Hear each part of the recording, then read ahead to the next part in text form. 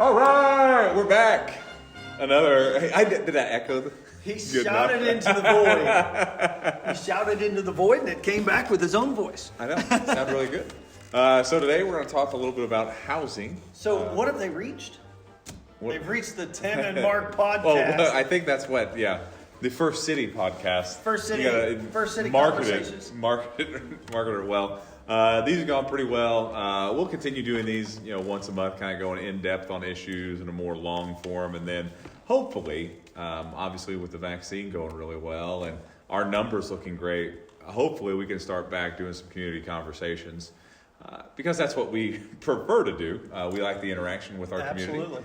So with that being said, we've got housing, which I think everybody's talking about. I know we've been talking about it forever. Before we jump into this, these podcasts can run anywhere from an hour to 30 minutes to 45 minutes, all based on whatever subject we choose to go with. We did businesses. We've done, what was the other one we Goals. did? Goals for 2021, goals for this council. And then now we're going to do housing. And Tim, you're right. We have been talking about housing. We campaigned on it. We talked about it at every community conversation we had before. I know I was talking about it when I worked at the chamber for years, and I know you and I had actually had meetings when I was at the chamber about how we could actually recruit individuals and students, basically, to Knox County. And one of those things that constantly kept popping up here was we simply didn't have the housing stock to do that.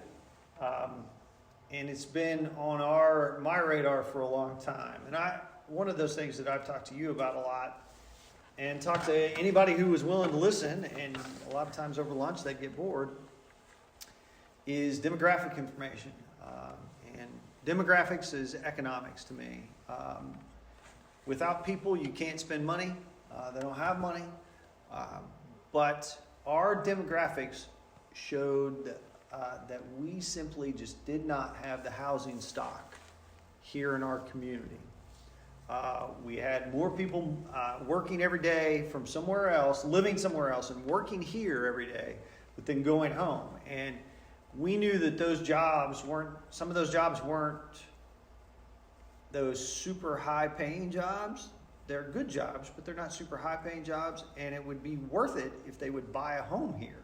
It's cheaper to not commute 35, 40 minutes a day and do that. But we didn't have a reason for them to come here because, one, our housing stock was really low.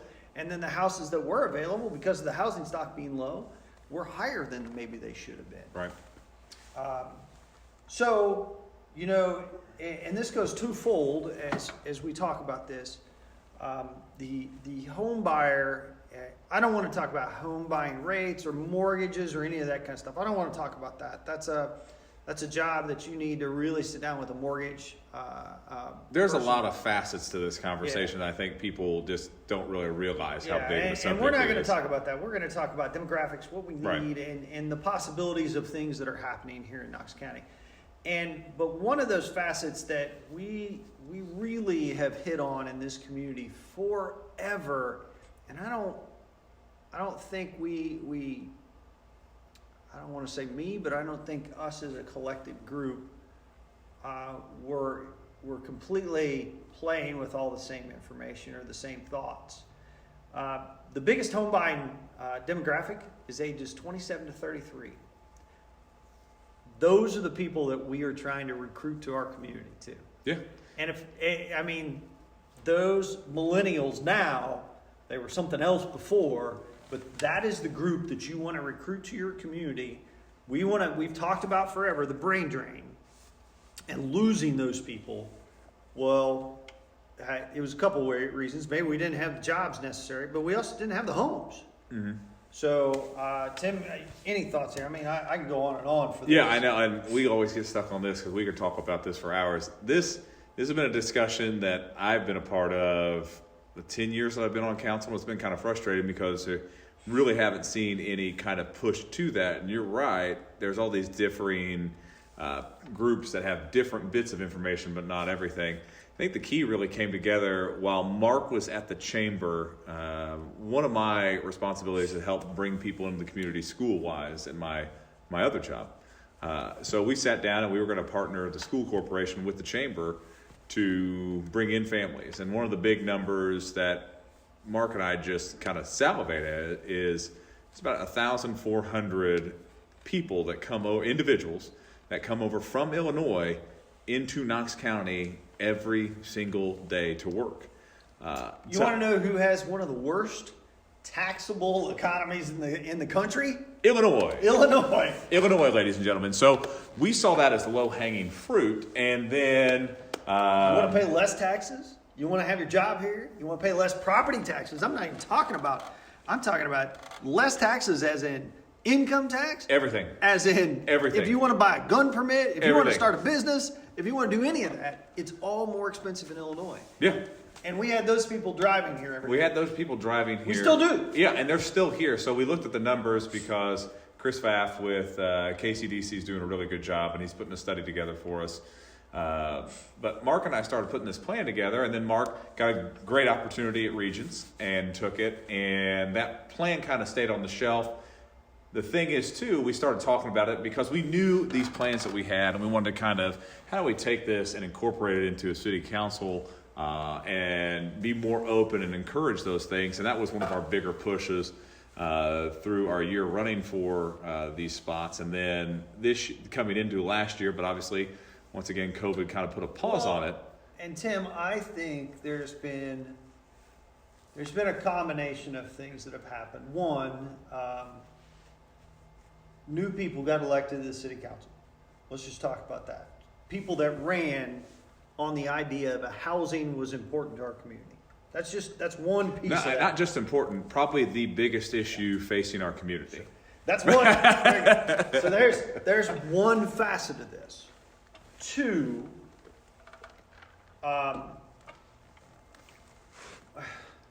it's hard to, so there's a lot of facets. But Chris Pfaff gets hired at KCDC, and he's a housing guy. Yeah. Three, when you have that synergy within your council that believes that, it lends more credibility to the project. Yeah, and when he means synergy, what we're talking about is people know that like this is something that we want to do. This is something that we're going to encourage, and this is something that we're going to figure out any way to be able to help with these projects, these programs, whether it be grants, whether it be funding certain things. Like we're open to anything and everything to be able to help this, and people have started to see this. And I think another thing that kind of, and I know we hit on it a lot about communication. What this group has done is basically open the door to communication, not just to us as a group, but to other groups. And this hits on the point, everybody was playing with different facts. That doesn't seem to be the case anymore. We're all pretty united on this front. Everybody kind of shares the information, and we're doing what we can in our niches. You know, the city council's doing this, the mayor's office is helping here, KCDC's helping here, the RDC's helping here. All these different groups are working together for that end goal of bringing more housing to the city of Vincennes. So when we talk about, I say economics is based on demographics, and I talked a million times about a study that was done a few years ago that really talked about, and it's kind of an apologetic way of explaining why economic development was done in the county and city the way it had been for years. You know, you'd build a factory and you'd create some jobs and people would come and live there and work at the factory. Well, through data and a huge change in the way we do business in this world, there's been multiple studies now that show that economics and business and factories and those places follow the worker now. So where there are people, your economy is better. It's as simple as that. And if you don't have housing to create a place for people, your economy's not going to be that good. But that's a hard mindset to get out of because that's what you were taught even 50 years. Even when I was taught in Absolutely. college. Remember, I mean, my background's an econ teacher. Absolutely. That, hey, you build these factories, you build these businesses, and then people come. Instead of flipping it where you build up the community, the people are there, the businesses come off that. So and I'm apologizing to our for the people that didn't. I forget that I was one lone voice in this for a long time saying this needed to be flipped. One lone voice. And kind of part of the reason I decided to run for council is because when you're at the chamber, and the chamber itself is a business forward group. That's all they do is they represent the businesses, and they're singular focused on that. Community development sometimes falls by the wayside. But realizing big picture stuff, without community development, your businesses can't thrive. So moving forward, I was constantly seeking for ways that, what's this new stuff that's going to make our community better in the future, 10 years from now, 15 years from now. And we kept running into this one facet.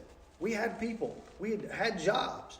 We didn't have places for them to live. And the thing I don't think people understand, it's not just like, you'll hear a lot of people say, well, you know, Good Sam's having problems getting their doctors here because they can't find housing, or VU's having problems getting their employees here. This is, every business is having issues there. I mean, even somebody with the VCSC, like, we want families to come in here. Well, that's tough. Let's just talk about Good Sam. If the doctor wants to live, if a doctor, a nurse, a physician's assistant, whatever, if an administrator wants to live here, they can build a house. They have the means to do that. But that's the typical argument that you hear. Yeah, but it's false. Well, right, because you forget that. All right, here's the right build there in the and middle. buy it. That's where we're talking about. The difference is that all those individuals that aren't making six figures, that are making 45,000, 50,000, 55 or 60,000, those people that work in our factories, those are the ones that struggle to find housing. And we say affordable housing, but I hate calling it affordable housing. Housing within their price range is a better way to say it. That's such a buzzword that drives me nuts. And I know that we hey, affordable house. What's affordable to me is affordable. I mean, it's affordable. Big deal. It's what I can afford to do based on my job. But like someone could turn a small, $60,000 house into something that's extremely comfortable and works for them, where somebody might need something bigger because they've got more things that they need, whereas kids or pets or something like that. So I really hate kind of pigeon-toeing somebody there, because what might work for somebody obviously isn't going to work for somebody else. It's within their price range. I don't want to call it affordable. It's within their price range, and we struggled to find homes that were in the price range of those individuals making between $45,000 and $60,000 a year. And it turns out we have some individuals making between $45,000 and $60,000 a year that are driving into town every day. They're driving here a lot, maybe even $35,000 to $60,000. But that's the market that we lack desperately. Because what we're guesstimating right now, and we're doing a housing study right now so we can really pinpoint on what is that market that we're looking at. So we're looking at anywhere between 120 to about 200,000. That's the range that we're looking at. That's a pretty big range for anyone to talk about. Because I'm curious, is it higher or lower than that? What is that? And then somebody might be thinking as they're listening to us, man, that might be a high price. This all goes together, because all of a sudden then you might have people that have a starter home that want to move into one of these bigger homes, and now you've got availability at these lower levels or availability at the higher levels.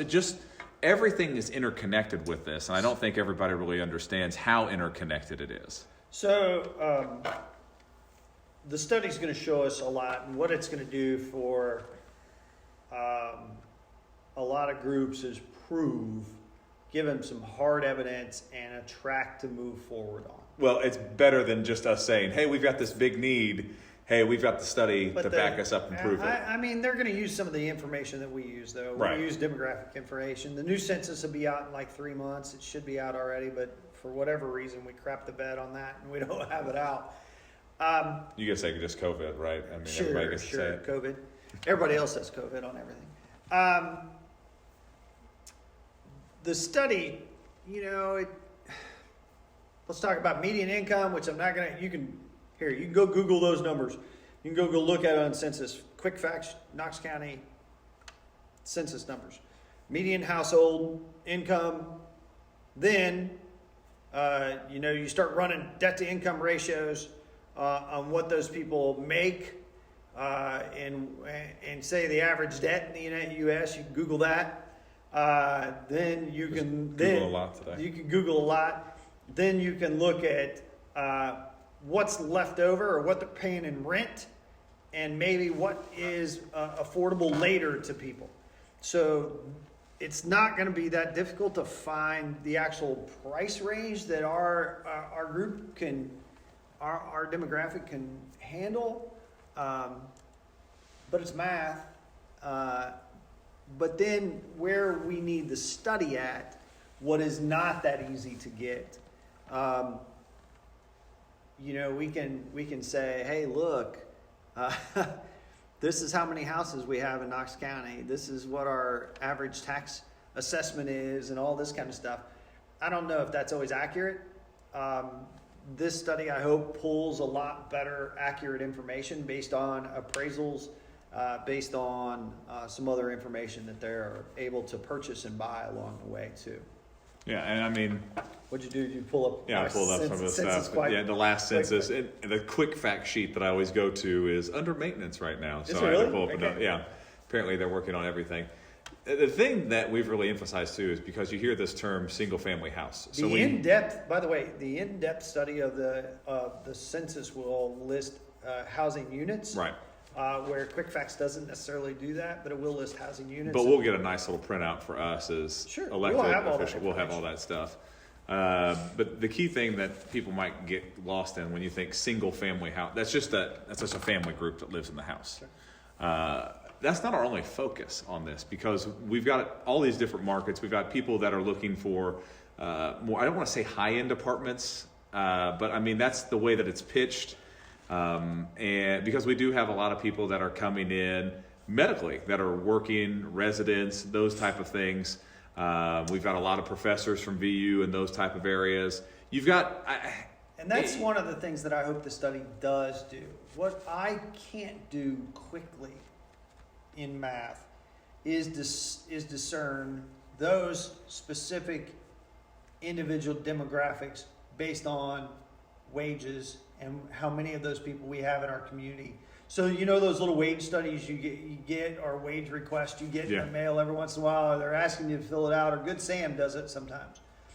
Those are important because that information becomes critical in a study like this. Because then you learn how many people are making 60 to 90,000 and how many are making less than that instead of this overall average. Yeah, because we're looking, obviously the big news point and the big things that everybody talk about is that single family housing unit where we're looking from anywhere from 120 to 200,000. That's the grouping that everyone talks about. But with this study, we're going to see, hey, how many people are actually interested, or what the need is in the community for maybe a higher end apartment area or apartment complex, or what's the need in the community for maybe even starter homes and smaller homes in that area.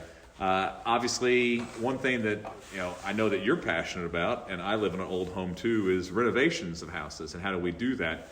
And this will probably be a discussion for a different day, but one of the things that we're passionate about is how do we bolster like our historic district to be able to do those things, and that's a different animal in itself. So how do we create incentives? And I had this conversation with an individual today too. I am a preservationist, and I know that sounds evil in this world sometimes.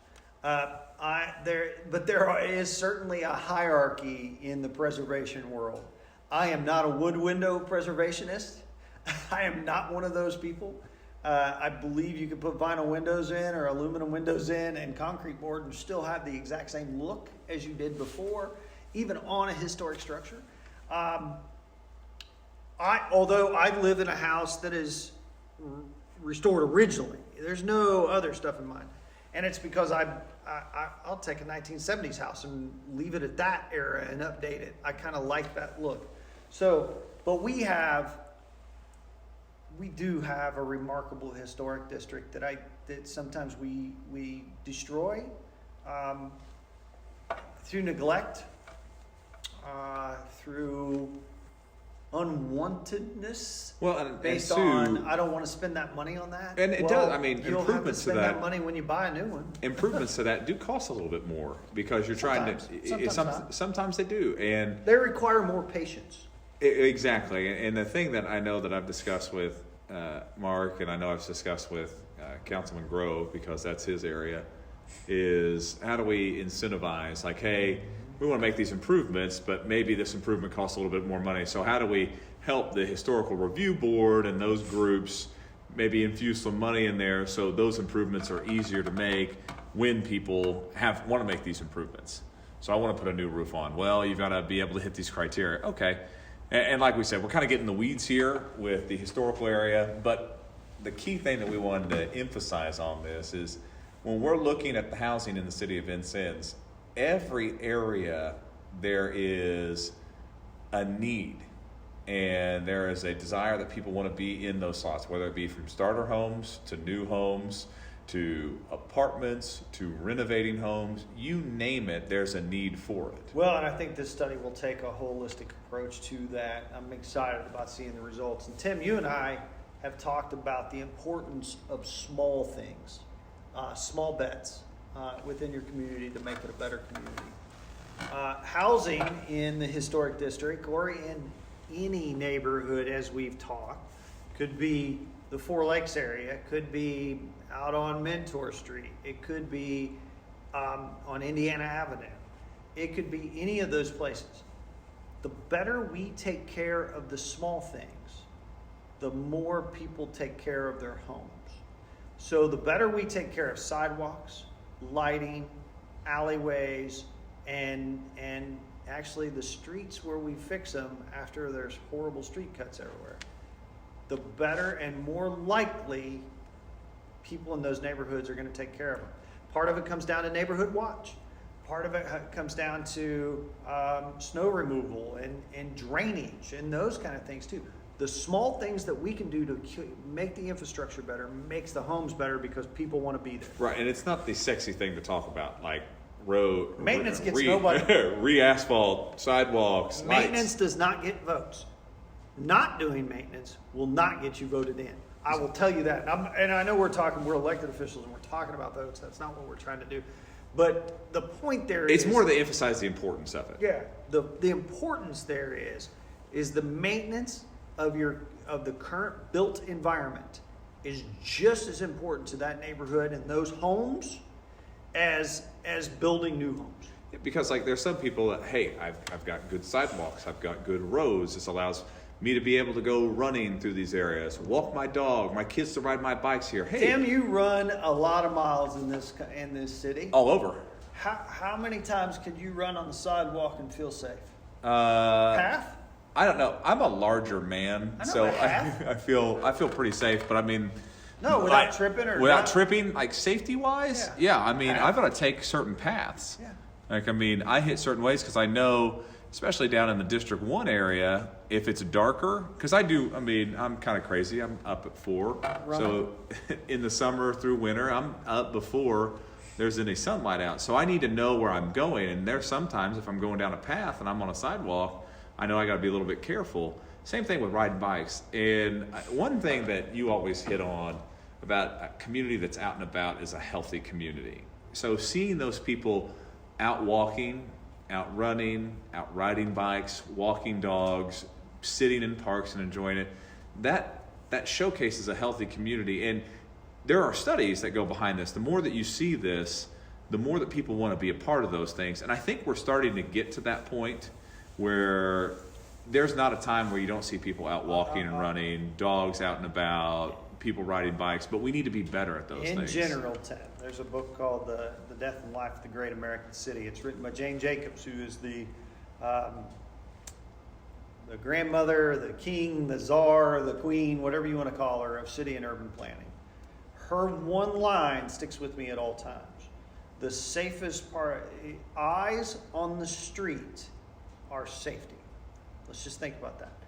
We are very fortunate. We live in a very safe community compared to others across this country. We're one of the top 5 safest in the entire state. And part of that can be traced back to eyes on the street. And I'd ask our listener, where do you feel safest? If you're walking by yourself on a lonely road, or do you feel safer with there's 30 or 40 other people congregating and walking around and enjoying the space there? There's a reason why we meet in public, if there's a chance of weird things. It's because eyes on the street provide safety. And if we can provide an environment where eyes and people want to be on the street, that increases the safety of our communities too. And I think that's a thing too that's encouraging people to come to our community, because over the last 5 years, you've seen an increase in this. You've seen an increase in more events and things happening in our parks. You've seen a really big push. I know this has been something that Councilman Grove and I have been at, our sidewalk program, where we're throwing huge amounts of money into our sidewalks, because that's important. We've done more road repairs in the last 10 years than in my lifetime. And obviously I'm still the young buck on the council, but like... I think you'll see in 2024 there's some budgeting, or 2023, there's some budgeting for additional sidewalks on Hart Street through the RDC as well. I mean, that's one of the big projects that we're kind of looking at. That's what I'm looking forward to, because it was in the original plan when Hart Street kind of expanded to have sidewalks on both sides, and then it got changed. It was during this big phase where you wanted to make sure you planted flowers and stuff instead of sidewalks. I'm not saying that's not a bad idea. I wasn't a part of it. But the key thing is, now we've got one side of Hart Street that has a sidewalk. It was a really good idea, but without a maintenance program in place, it looked great while it was there. Yeah, but no maintenance. And then it's not. You have to create a maintenance program for anything that you build. That's why to build new roads, to do those things, community really needs to look at the long-term part of that, because you have to maintain it. And you can build it, but if you don't maintain it, what good is it? Now, I've talked about the pavilion a number of times. We built it, but we didn't include any kind of maintenance program in it. There should be, as a city, I'll throw out a number. If you want to spend $1,000 or $5,000 or whatever number it is, every year it should be spent on that. Every year there's maintenance that needs to be done. Every year at the pool, there's maintenance that needs to be done. Every year at City Hall, there's maintenance that needs to be done. But we need to make sure we budget those things, and we need to get better about that. Yeah, and we're on that path of getting better on all those things. How did we get on this? We're talking about housing. We're talking about small bets on small bets, and this brings up a good point, because I think people get kind of lost in thinking we need these gigantic projects to be able to bring people in. So let me speak from my perspective of the schools.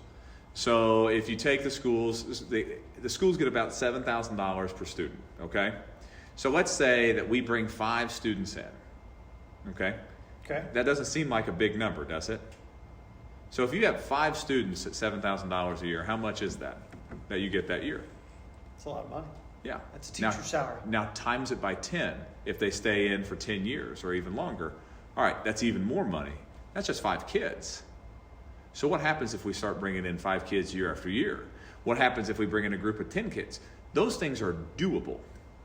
Those are very doable. Now you've completely changed the school system. And I think that is probably the most direct demographic to economic thing that we can show our people who are listening right now. So that's a real number that you guys get. That's a real number that we get. Based on one person. That goes directly into our schools. So what's the biggest demographic of people looking for houses again? 27 to 33. Man, that's kind of weird how these all go together. So we've got this group of people that come in, 27 to 33. This is a group too that is... by the way, national demographics, 27 to 33. This particular millennial section is going to be the largest millennial section for about the next 5 years. They're going to be looking for houses, and now I'm talking national demographics. A little weird. But how that boils down even into Vincennes. But what do? 27 to 33? What's one of the biggest things in their lives? They start having families, friends. So if we can get these families here, and once again, I don't want to cut big cities. Maybe I'll slam Illinois, but listen, they're best Indiana economic driver. They're our best advertisement. But the thing that you have to remember is, with everything that's kind of gone on over the past year, with the COVID restrictions, with protests all over, it has never been a better time to live in Southern Indiana. That's right. It really hasn't. And you see a lot of people that want to move out of those bigger city environments. Here's the thing. You can work remote, live in a house at double the house at a third the cost, and live here. So you've got all these people still work remote that have these abilities and have these talents and have this ability to do things via online that are looking for homes in smaller communities. Ladies and gentlemen, we are prime.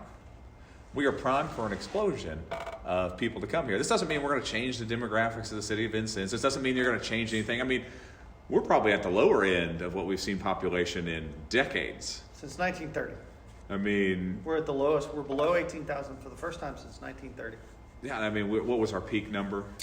22 something in the 80s. Yeah, and 23. yeah. So I mean, it's around a 4,000 to 5,000 person loss. I mean, that's huge when you talk about, tax dollars that come into the city. So 1%, according to city planners and economic developers, 1% population loss is devastating to an economy. We've not experienced that because of the number of people that still drive into our community every day. We have a fluctuating demographic here, but we have seen it.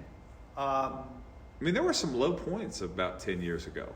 We have seen it. I mean, that we're 2008 lean. period was. We're lean. I mean, the city of Vincennes. I know that the popular thing is out there to say, "Oh gosh, they're just spending money." No, we're not. We're lean. Our budget is close to where it is now to where it was during the financial crisis. Like, I mean, the biggest thing that we've changed is we've made sure that we've given raises to our employees. Other than that, we've stayed very lean. But we have, if you look around City Hall from when I even worked here in 2000 to 2003, there's less people that work here. There's less people who work for the Parks Department. There's a lot less who work at the Street Department. We've cut staff. We've tried to become more efficient over time because we had to. So we have felt those things. That population loss, we've certainly felt that. And there's a lot of communities that kind of fell into that too, and really are struggling mightily right now because they couldn't figure it out. They didn't reinvent themselves. They didn't really focus on, all right, this is what we got. How do we make this work? Instead of hoping that those days come back. We knew that this was the trend for a little bit. So how do we fix it? How do we make ourselves better? So let's. I mean, we can wrap up. If you got other things, we can, but because we can go on and on about this. But some of the key points here. Let's talk about some of the developments that could be happening. But let's talk about the key points. One. Forever, we've wanted to try to stop the brain drain. And how do we do that? We constantly look for ways to improve jobs here in our community that would keep those. That is a monster thing to do. And we've done a decent job at it, but it's still not enough. What's the biggest demographic buying homes in the country? 27 to 33. 27 to 33. That's the brain drain that we want to keep. That's the ages that were vulnerable when people really do leave.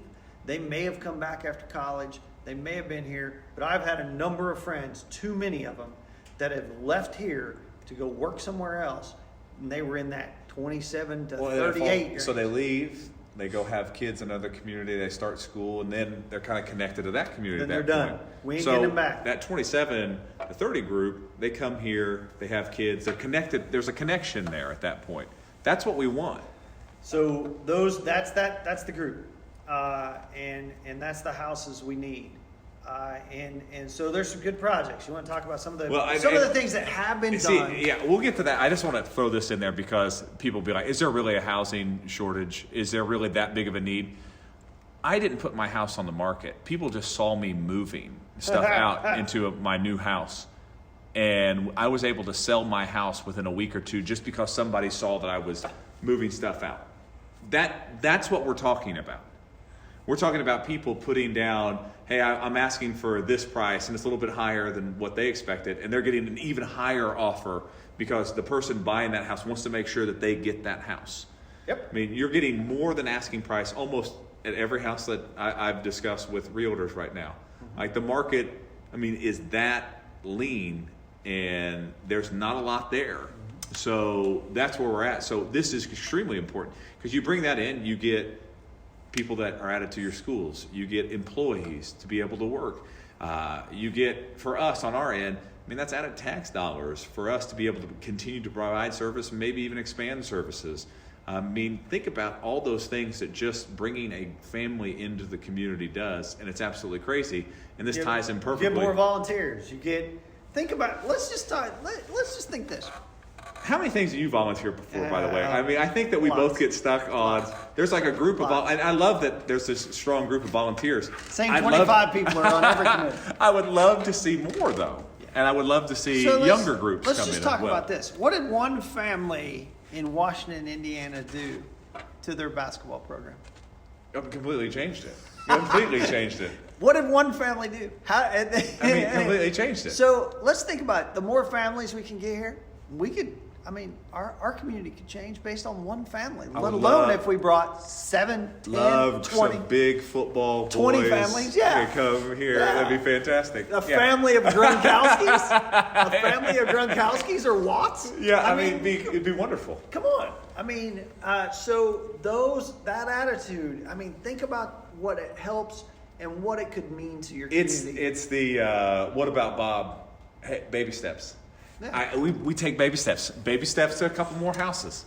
Baby steps to a couple more houses. Baby steps to even more houses. You just take these small incremental steps, and it could be just completely change your community, which leads us into, we start talking about these things, and the openness that we've seen on the council, the RDC, the mayor's office, KCDC, all of us now are working as one for this one goal of getting more housing in the city of Vincennes, and it's starting to bear fruit now.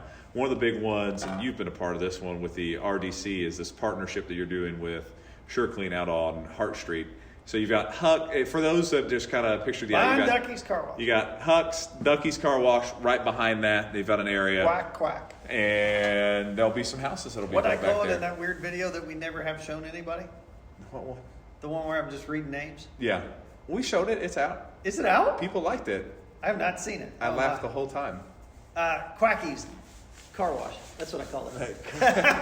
It's Ducky's though, right? Yeah. Ducky, because you couldn't be right behind there is a number of acres, about 13 acres, that is being developed by SureClean. The RDC put out not a request for proposals. We just created a program thinking that we could help with some infrastructure if people built homes. Lo and behold, boy, did that work. We ended up getting SureClean coming in and saying, hey, we're going to build this. Will you pay for half of the infrastructure? It keeps the housing prices down for us. Yes, we will. It's going to be 12 to 13 homes. Now, then we have Leah Emmons, who came to us talking about the Gimbal Corner and putting condos higher into the Oliphant building, which is the tall skinny building that didn't burn during the Gimbal fire. Then save the block from burning. It's a fire break. It is concrete and steel. That's what it is. And then she's now going to have development of the Gimbal Corner, condos there, apartments above there, and new retail space on the 2nd Street side. Tremendous to our downtown, but also tremendous to that housing market. But then even, let's add on top of that, we are weeks away from the Riverview opening. And that's, you've got... So mixed use, it's condos and apartments. Yeah, so you've got kind of a mixed use there, and people forget with that, you've got 22 single family houses that have been built around the community with that. So that project has been extremely successful. I'm pretty sure everything but maybe 1 or 2 of the apartments and condos have been called for. So, that kind of shows you, once they put them up, they're called for and they're gone. And this is the same group that put together Clark's Crossing, there's a waiting list for people to get on Clark's Crossing because they want to be a part of those things. So you see these things that are popping up, and they're not just happening downtown here in Main Street. You're seeing it happen here on Hart Street. You're seeing it happen all over, and that's what we're wanting. I'm not going to discuss this publicly, but we certainly have been approached by a couple other developers to talk about things that are just on the city limit line or within the city limits that are not necessarily where you think, you'd be surprised. We do have some acreage available within the city limits that are people that are looking to build too. I think what you're seeing is the realization that the need is real. It's not just a talking point. And now it's like, you know what, this is something that makes financial sense not just to the developer, but to the builder. And making sure that they know, because remember, this is a business for them. All right? You have to make money. Yeah, they have to make money to be able to do these things. So, and we don't want those people going into it and losing money. We want them better off as well too. They have to pay workers. They have to do things. It's come to the point where they've realized that this is a good investment to make. This isn't just someone talking about it. This isn't just somebody spouting off that this is a need. No. You go to every business, one of the biggest needs they need, hey, I want employees to be here because we need workers. You talk to the schools, we want more people to be here, so they need to find those. We look at these numbers of people coming into Knox County, and obviously the big numbers from Illinois. That's the low-hanging fruit, but you add every other area, it's over 2,000 people. Say we got half. We're not even going to get half. Let's say we got 25% of the 1,400 families that are driving in every day here. That's 250, 300 and some additional families in our community. 300 and some people paying property taxes, kids going to school, churches, volunteers, you name it. That's just with that. And that's a low number at 25%. I think if we worked hard, we could get it above that. I really do. And those small things make a big difference.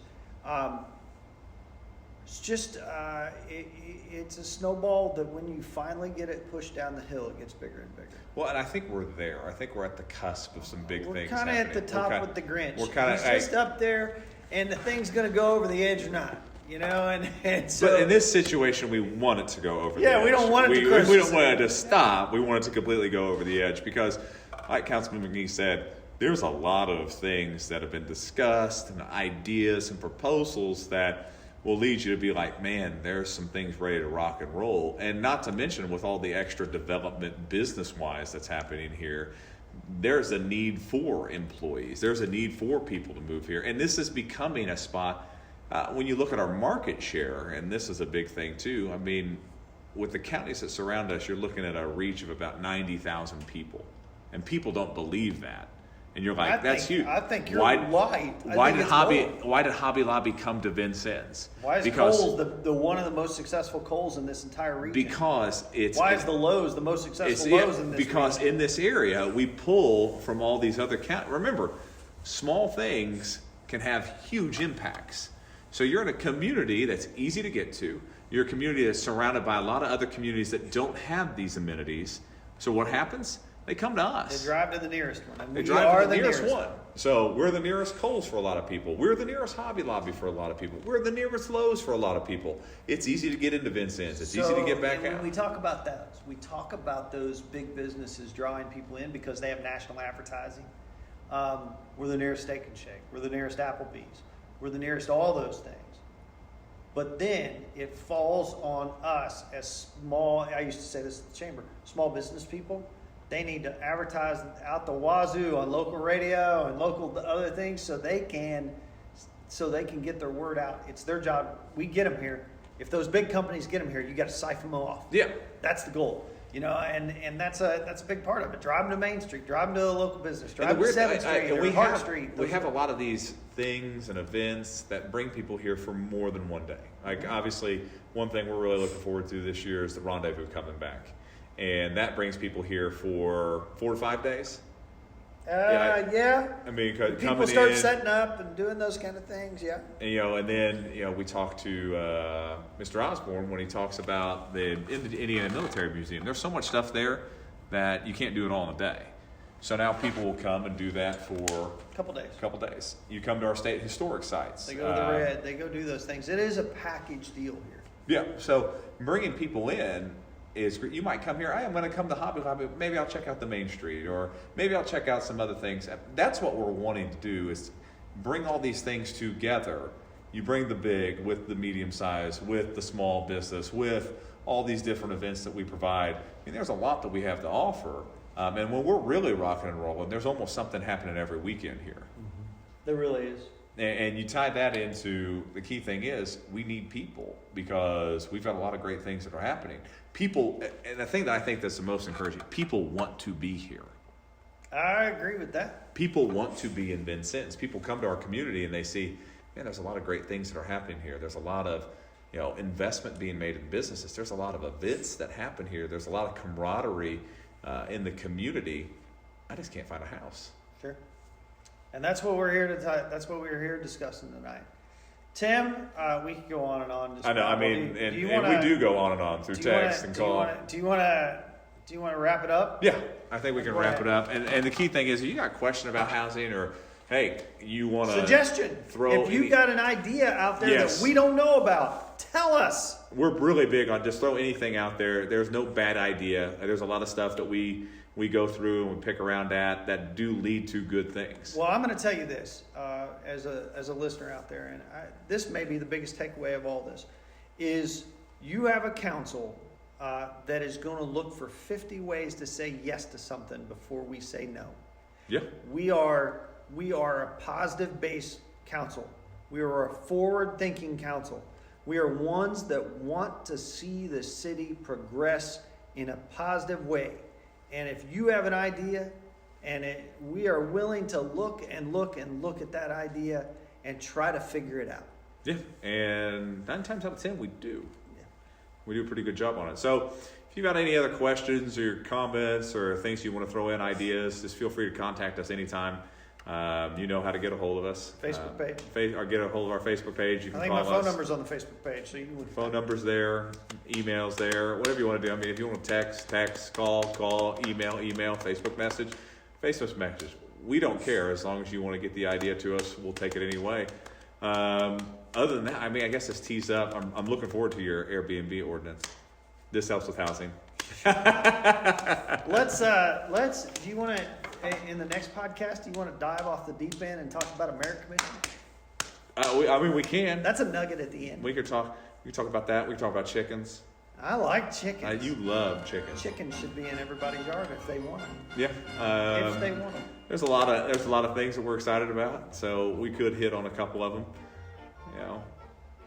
All right. There's just so many things. I just don't know what to talk about. So you've listened to the First City Conversation podcast. You've wasted a complete hour. Yeah, congratulations for making it through. We're so proud of you. We'll see you next time. Bye.